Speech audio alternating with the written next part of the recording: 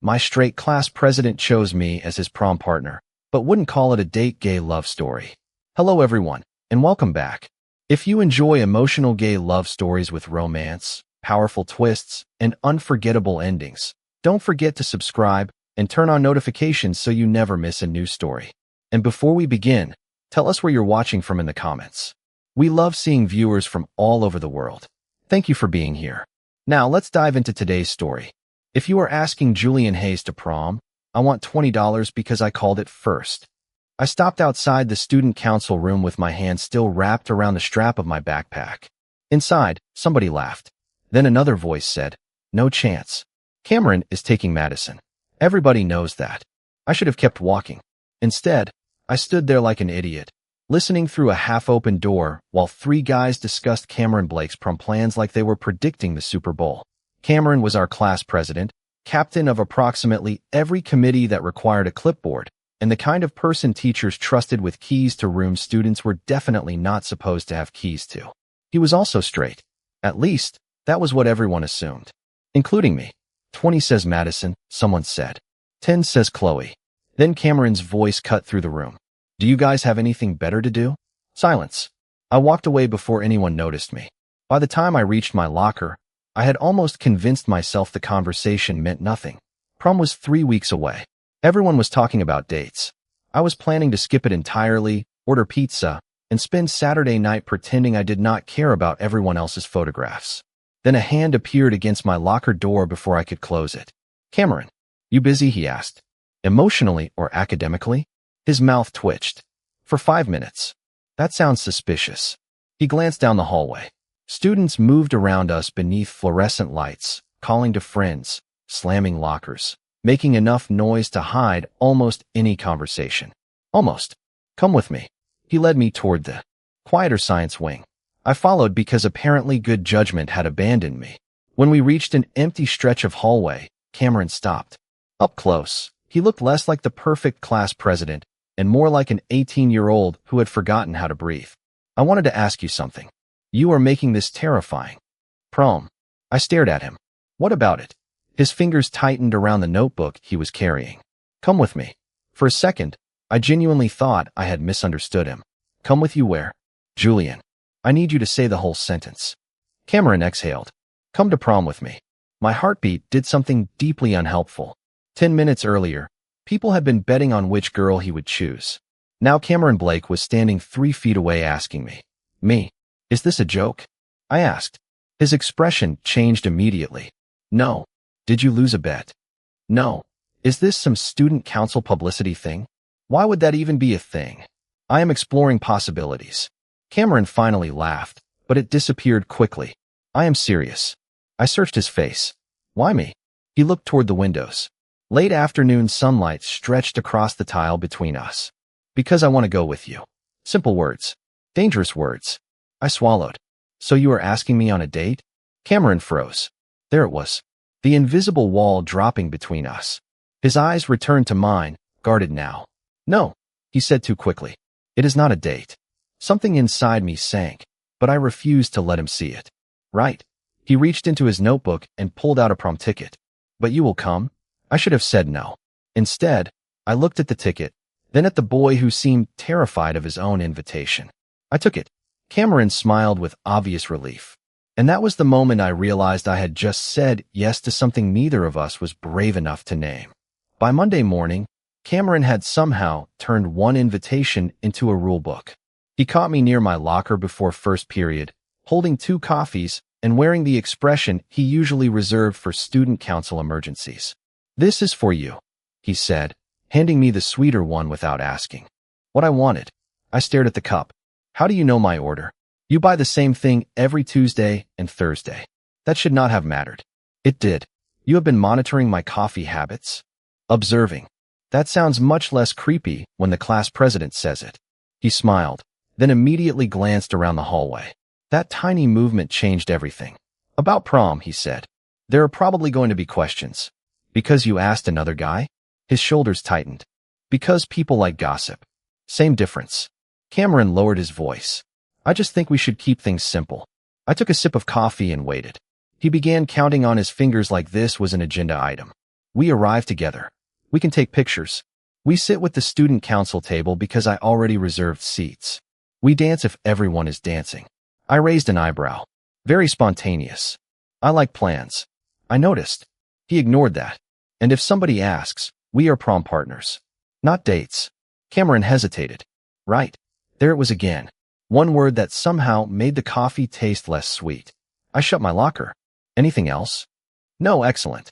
I was worried there might be a dress code for emotional ambiguity. Julian. I am kidding. Mostly. The strange thing was that Cameron became completely different when nobody else was around. During lunch, he found me behind the auditorium where I usually escape the cafeteria noise. He sat beside me on the concrete steps without asking and stole 3 fries from my lunch tray. Those cost money, I said. Send me an invoice. I will add emotional damages. He laughed so hard he nearly dropped his drink. That Cameron was easy. Warm. Curious. He asked what music I wanted at prom. He remembered I hated crowded rooms. He even offered to leave early if I became uncomfortable. For 20 minutes, I forgot about his rules. Then 2 student council members rounded the corner. Cameron moved his shoulder away from mine so quickly I almost wondered if I had imagined how close we had been sitting. President Blake, one of them called. We need your approval on the table layout. Cameron stood. Coming. He looked down at me. Something apologetic crossed his face, but he said nothing. That afternoon, I found him in the library reviewing prom expenses. Nobody else was nearby. Can I ask you something? I said. Sure. Why did you choose me? His pen stopped. I told you. No. You said you wanted to go with me. That is not the same answer. Cameron leaned back slowly. For once, he had nothing prepared. Because you make things quieter, he finally said. I frowned. What does that mean? Everyone wants something from me. A decision. An answer. A recommendation. You never do. His eyes held mine. When I am around you, I do not feel like I have to perform. My anger softened despite myself. Then footsteps approached from between the shelves. Cameron immediately looked back at his papers. The moment vanished. Again, I watched him become class president Cameron Blake in less than a second, and something uncomfortable settled in my chest. He wanted me close enough to make his world quieter. He just was not sure he wanted anyone to see me standing there. By Wednesday, people had started looking at me differently. Not dramatically. Nobody pointed when I walked down the hallway. Nobody stopped conversations when I entered a room. It was smaller than that. A glance that lasted half a second too long. A smile from someone I barely knew. 2 girls whispering near the vending machines before looking directly at me. News traveled fast in high school, especially when Cameron Blake was involved. I was leaving English class when Madison Parker caught up with me. So, she said, matching my pace. You and Cameron. I nearly dropped my notebook. That sentence needs more words. Madison smiled. Are you going to prom together? Apparently. Apparently. He asked. I said yes. There was a ticket involved. Very official. She studied me for a moment. You know, everyone thought he was going to ask me. I heard. Including my mother. I looked at her. She laughed. Relax. I am not upset. Cameron and I have known each other since 4th grade. People confuse history with romance. That surprised me. Does Cameron know that? Cameron barely knows what Cameron knows. Before I could ask what she meant, someone called her name from across the hallway. She gave me a sympathetic smile and disappeared into the crowd. At lunch, Cameron found me at our usual spot behind the auditorium. This time he brought fries as repayment for the ones he had stolen. Peace offering, he said. For what? Future crimes. I laughed. He sat beside me, closer than Monday. Our shoulders touched. Neither of us moved. Madison talked to me. I said. Cameron nearly inhaled a fry. About what? Prom. What did she say? That she is secretly devastated and plans to challenge me to a duel at sunrise. Cameron stared at me. You are impossible. She said she is fine. His shoulders relaxed. I noticed. Were you worried? I do not want anyone getting hurt because of me. That sounds exhausting. It is. For a while, we just sat there. Quiet. Easy. Cameron showed me possible songs for the prom playlist on his phone. I rejected 3 of them purely to annoy him. He called my taste criminal. I told him being class president did not give him authority over music. Then someone behind us said, well, this is interesting. We turned.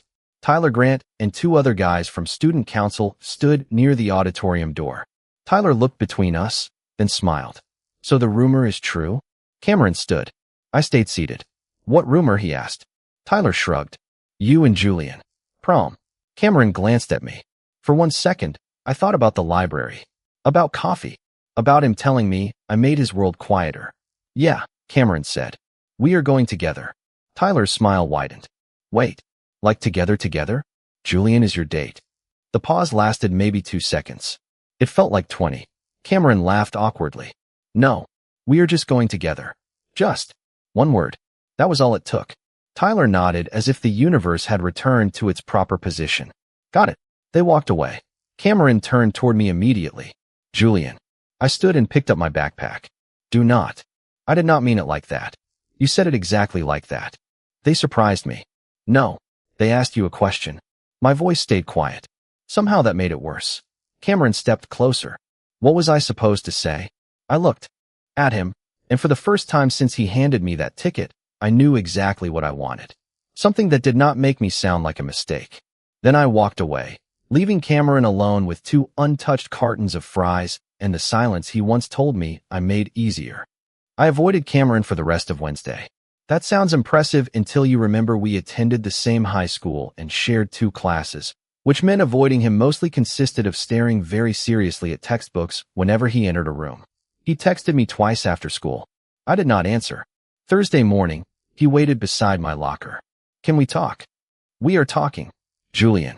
That voice usually worked on teachers, committee members, and nervous freshmen. It did not work on me anymore. I opened my locker and pulled out my chemistry book. The prom ticket slipped from between the pages and landed near Cameron's shoes. Neither of us moved. He looked down at it, then at me. You carry it around? He asked quietly.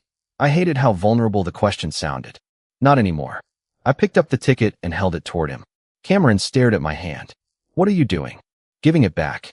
The hallway noise seemed to fade. Why? I almost laughed. You really need me to explain? I told you I was surprised. And I told you that being scared does not give you permission to make me feel embarrassing.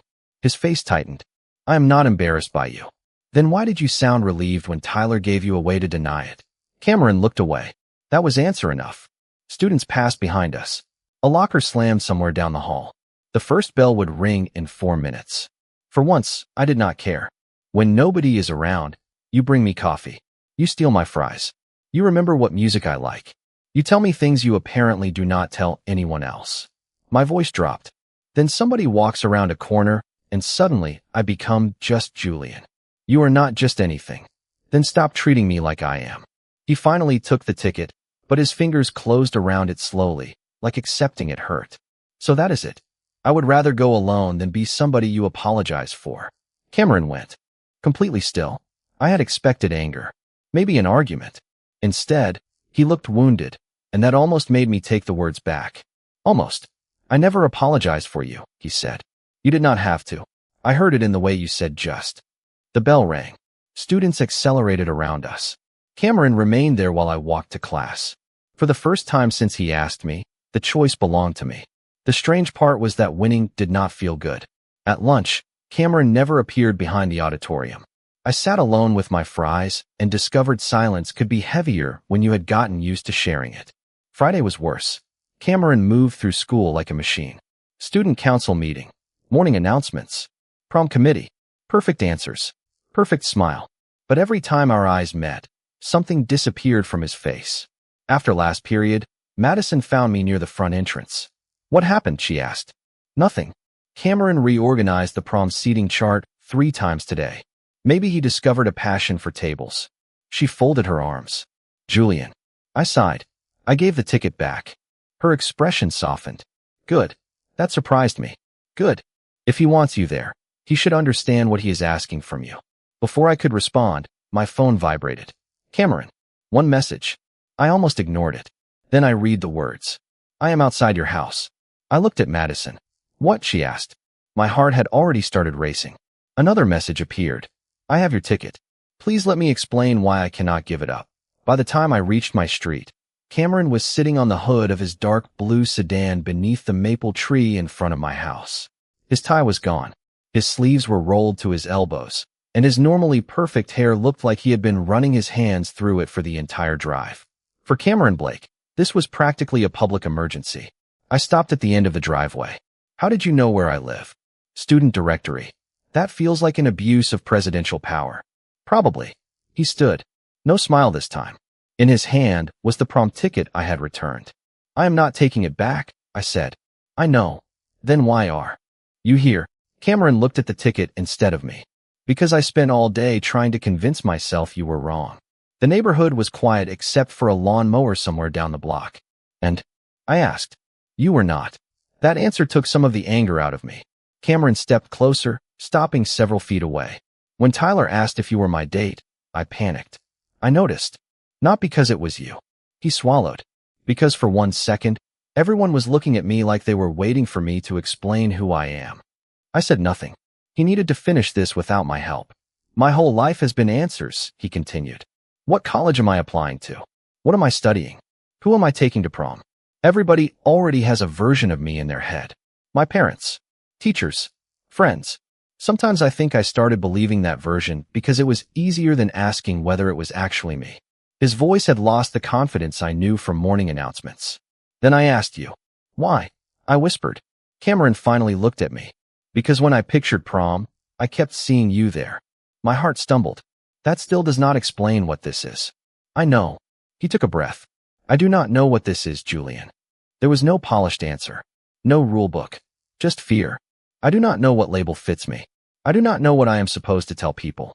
I only know that when I thought you were not coming anymore, prom suddenly felt like another event I had to organize instead of somewhere I wanted to be. I looked away because that was harder to hear than an apology. You hurt me, I said. I know. And I am not going to spend the night pretending I am your convenient friend. I am not asking you to. Cameron held the ticket toward me. Then what are you asking? His hand trembled slightly. Come with me. Not because people expect anything. Not because I have figured myself out. Come because you are the person I chose. I stared at the ticket. And when somebody asks, I will not make you smaller to make myself comfortable. That was different. Not a promise that he would suddenly become fearless. Something better.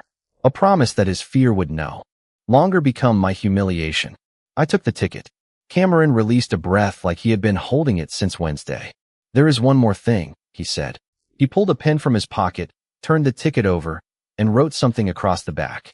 Then he handed it to me again. 5 words waited in his careful handwriting. Save the first dance for me.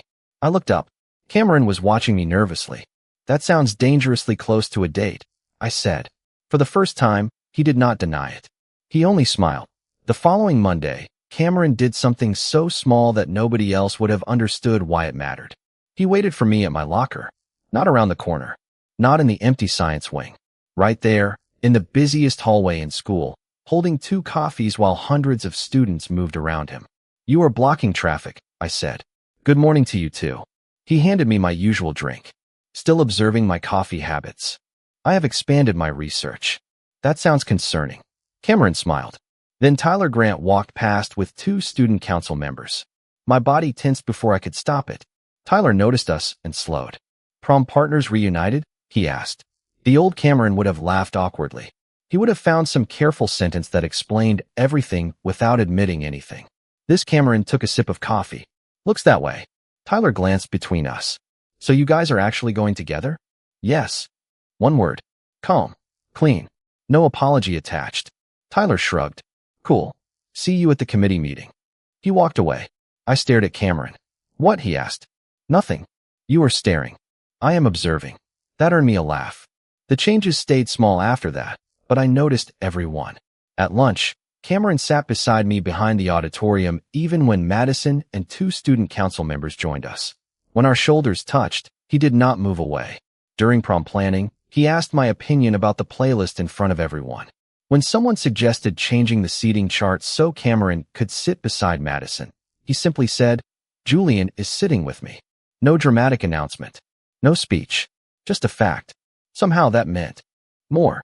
Wednesday afternoon, we were hanging silver decorations in the gym when Madison climbed down from a ladder and looked at us with suspicious amusement. You 2 know everyone is talking, right? Cameron continued untangling a string of lights. Everyone is always talking.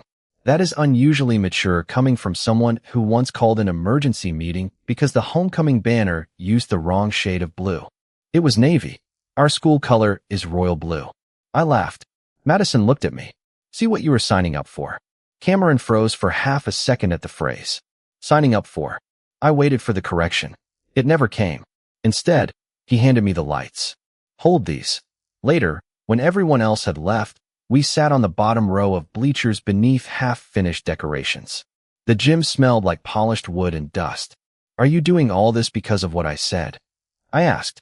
Cameron looked across the empty court. Partly. You do not have to prove anything to me. I know. He rubbed his palms together. I think I am proving something to myself. I waited. Every time somebody sees us together, I expect something terrible to happen. His voice was quiet. Then nothing happens. Someone asks a question. Someone whispers. Then the bell rings, and everybody goes back to worrying about their own lives. High school students being self-centered finally has an advantage. He smiled. Apparently. Then his phone lit up beside him. Dad. Cameron stared at the screen until the call stopped. Everything okay? I asked. He nodded too quickly. A message appeared almost immediately. His expression changed as he read it. What?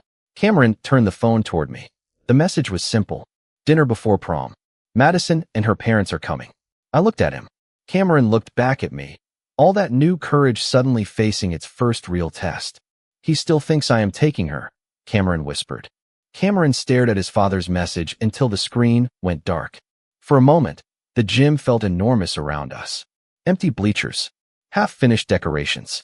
Silver ribbons moving gently beneath the air conditioning vents. You should tell him, I said. Cameron gave me a look. That sounded much easier when you said it.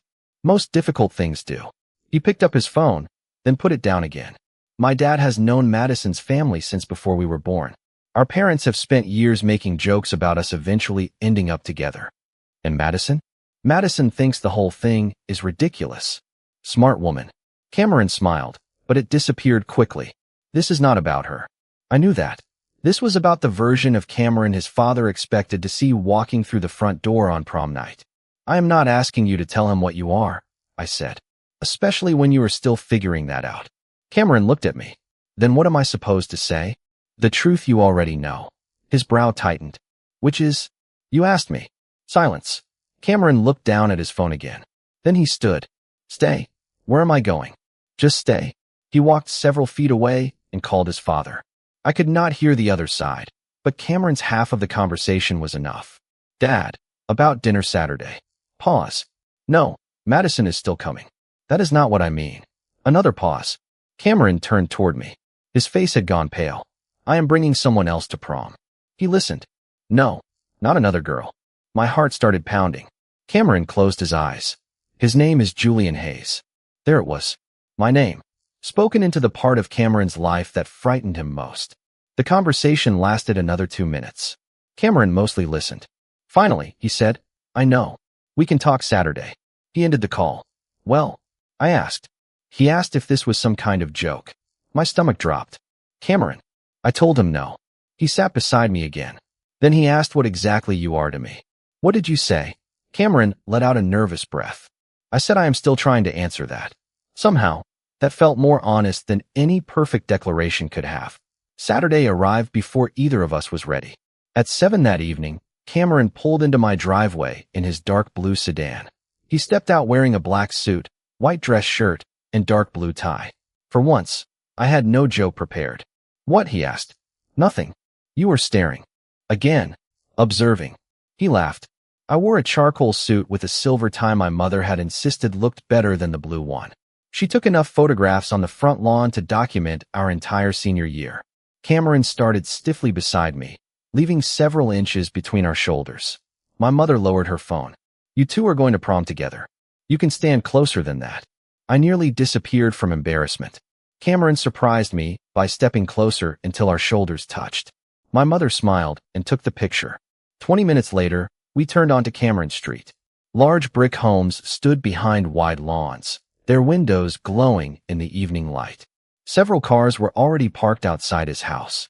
Cameron stopped at the curb instead of pulling into the driveway. His hands remained on the steering wheel. I can still take you straight to prom, he said. I looked at him. Do you want me at dinner? Yes. Then park the car. He nodded, but before moving, he said my name. Julian. Yeah. His voice became quiet. If I get scared in there, do not let me turn you into just my friend again. The front door opened before Cameron could reach the bell. His mother stood beneath the porch light wearing a navy dress and the kind of welcoming smile that made me immediately understand where Cameron got his when he was not overthinking everything. You must be Julian, she said. Cameron blinked. Mom, how do you know? Your father told me. She looked at me again. Come inside before both of you miss dinner. The house smelled like roasted chicken, fresh bread, and whatever expensive candle people burned when they wanted their homes to smell effortlessly perfect. About a dozen people were gathered between the dining room and living room. Madison stood near the fireplace beside her parents and a guy from our economics class named Caleb. She saw us and smiled. Cameron's shoulders relaxed slightly. Then his father entered the room. Mr. Blake had Cameron's gray eyes and the same controlled posture. Except on him, it looked practiced over decades. His gaze moved from Cameron to me. Julian. Yes, sir. I offered my hand. He shook it firmly. Welcome. Nothing about his voice told me whether that word was sincere or merely polite. Dinner began 10 minutes later. I sat beside Cameron. Madison and Caleb sat across from us. Conversation moved through college decisions, graduation plans, summer jobs, and the usual questions adults ask 18-year-olds when they want proof that our entire futures have already been organized. Cameron answered automatically until one of his father's friends smiled across the table. So, Cameron, I heard there was a change of plans. Who was your prom date? Silence arrived so quickly I could hear a fork touch porcelain somewhere beside me. Cameron's hand stopped near his water glass. I looked at him. This was the moment he had warned me about in the car. If I get scared, do not let me turn you into just my friend again. The man glanced toward Madison. I always assumed these two would go together. Madison immediately shook her head. I am here with Caleb. Everyone laughed softly. Everyone except Cameron. His father watched him. Well, Cameron looked at me. Fear was there, clear as daylight. But he did not look away. Julian is my prom partner, he said. The man smiled uncertainly. Sure, but I meant your actual date. Cameron inhaled slowly. I could almost see every safe answer passing through his mind. Then he placed his napkin beside his plate. He is sitting next to me. Nobody spoke. My heart pounded so hard I was convinced the entire table could hear it. Cameron continued before anyone could rescue him. I do not know what label I am ready to use. But Julian is the person I asked. He is the person I wanted here tonight. That is the truth. His mother's expression softened. Madison looked like she was trying not to smile. Mr. Blake remained quiet for several seconds. Then he looked at me. Are you treating my son well? Of every possible question, I had not expected that one. I am trying, sir. Good. He turned toward Cameron. You should do the same. Cameron stared at him. Something in his face loosened. Dinner continued. No applause. No dramatic speech. Just conversation returning one voice at a time. 40 minutes later, Cameron and I walked into the high school gym beneath hundreds of warm lights. Music filled the room. Silver decorations reflected above the dance floor. People noticed us entering together. Cameron noticed them too. But this time, he stayed beside me. Then the music slowed. Cameron looked toward the dance floor, then back at me. He held out his hand. I believe you saved something for me. I looked at his hand, remembering 5 words written on the back of a ticket. Everyone can see us. Cameron nodded. I know. His hand remained there, waiting. So I took it. The first thing I noticed was that Cameron was a terrible dancer. Not charmingly terrible. Actually terrible. He stepped left when I stepped right, apologized twice in 30 seconds, and spent most of the song concentrating like there would be a final exam afterward. You organized this entire prom, I said. You could have scheduled dance lessons. I had priorities. Clearly none involving rhythm. He laughed, and suddenly neither of us cared who was watching. The gym lights blurred around us. Music filled the space between conversations, camera flashes, and shoes moving across the polished floor. Madison passed nearby with Caleb and gave me a smile. Tyler saw us too. He looked surprised for approximately 3 seconds, then returned to whatever conversation he was having. That was it. The world kept moving. Cameron noticed. Nobody stopped breathing, I said. Give them time. Very presidential response. His smile softened. When the song ended, his hand remained in mine for 1 extra second before he released it. That second mattered. We stayed another hour, took photographs with friends, laughed when Madison forced Cameron into a group picture, and drank terrible fruit punch from plastic cups. It felt almost ordinary. Maybe that was the miracle. Near 11, the gym became too warm, so Cameron and I slipped outside through the side doors and walked toward the football field. The metal bleachers were cold beneath us. Stadium lights illuminated empty yard lines while prom music reached us as a distant rhythm through the brick walls. For a while, neither of us spoke. I thought tonight was the scary part, Cameron finally said. It was not. No, he looked down at his hands. Monday is. I understood immediately. Prom existed inside its own little universe. Monday meant hallways, classes, questions, rumors that would have 48 hours to grow. What happens Monday? I asked. Cameron was silent long enough that I heard the wind moving across the field. I do not know. My chest tightened, but I waited. He turned toward me. But I know what I am not going to do. What? I am not going to pretend tonight did not happen. I studied his face. That is different from knowing what you want. I know what I want. His answer came quietly. I do not know what to call it yet. Somehow, that distinction mattered. And if Tyler asks again, I will tell him I chose you. If somebody asks whether we danced, yes. If somebody asks whether it meant something, Cameron looked directly at me. Yes. The tightness in my chest finally loosened. I had spent weeks thinking courage meant Cameron needed to find the perfect word for himself. Maybe I had been wrong. Maybe courage was smaller than that. Harder too. Maybe it was telling the truth you understood today without pretending you already knew every truth about tomorrow. Cameron kept looking at me, and something changed in the silence between us. He was close enough that I could see the uncertainty still living behind his eyes, but this time he did not hide from it. Julian, he said quietly. Yeah. There is something else I do not want to pretend did not happen. My heartbeat quickened. Something has to happen first for you to not pretend it did not happen. A nervous smile touched his mouth. I know. He hesitated, then lifted one hand and gently touched the side of my face. The gesture was so careful that I stopped breathing for a second. Can I kiss you? He asked. After everything that night, those 4 words felt more important than any speech he could have made. Yes. Cameron leaned toward me slowly, giving me every chance to change my mind. I did not. Our lips met softly at first, almost cautiously, and for a moment neither of us moved. Then I felt Cameron relax. The uncertainty disappeared from the kiss, replaced by something warmer and deeper, something he had been holding back every time he stepped away from me in a hallway or changed the meaning of what we were when somebody looked. His hand remained gently against my cheek as I leaned closer, and the kiss deepened naturally, unhurried and full of everything neither of us had managed to say. When we finally pulled apart, we stayed close, foreheads almost touching, both of us smiling in that slightly stunned way people probably do when something they have imagined finally becomes real. Cameron let out a quiet laugh. Okay. I smiled. Okay, what? I definitely cannot call that being prom partners. I laughed, and some last piece of tension inside me disappeared. You could try. I think I am done trying to make things smaller. That answer mattered even more than the kiss. The gym doors opened behind us, spilling warm light across the pavement. Someone shouted Cameron's name from inside. He looked toward the doors, then back at me. A few weeks ago, that would have been the moment he stepped away. Instead, Cameron stood and held out his hand. The same gesture as before. This time there was no hesitation in it. I took it and stood beside him. Ready? He asked. For Monday. For another dance. I smiled. You still have not learned how. Then teach me. We walked back toward the gym together.